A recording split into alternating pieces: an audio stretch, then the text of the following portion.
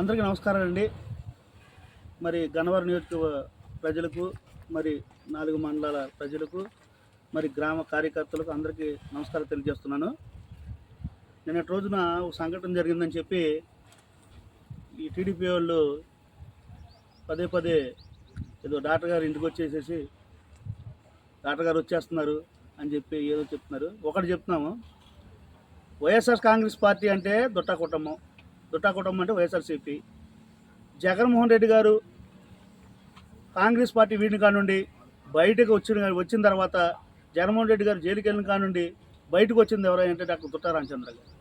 అలాంటి దుట్టా రామచంద్ర గారిని ఈరోజు యార్లగడ్డ కనీసం వస్తున్నాను సార్ అని ఫోన్ కూడా ఇంటిమేషన్ ఇవ్వకుండా, నేను వస్తున్నాను సార్ అని చెప్పకుండా డైరెక్ట్గా దొడ్డిదారిని వచ్చి డాక్టర్ గారిని కలిసారని చెప్పి పుకార్లు సృష్టిస్తున్నాడు.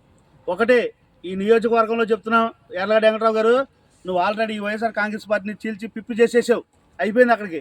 ఈరోజు రామలక్ష్మణ్లాగా తిరుగుతున్నటువంటి వల్లభనేని వంశీమోహన్ గారు, అదేవిధంగా జగన్మోహన్ రెడ్డి గారి అనుచరులు, ముఖ్య అనుచరులు శివపాత్రెడ్డి గారు, వీళ్ళిద్దరూ కలిసి తిరుగుతుంటే నువ్వు ఓర్చలేక ఈరోజు రేపు పొద్దున అక్కడికి వెళ్ళి డాక్టర్ గారి దగ్గర కూర్చుని శివపాత్రెడ్డి గారు తిరుగుతున్నారు, డాక్టర్ గారు శివపాత్రెడ్డి గారిని ఆపచేయండి అని చెప్తావు నువ్వు.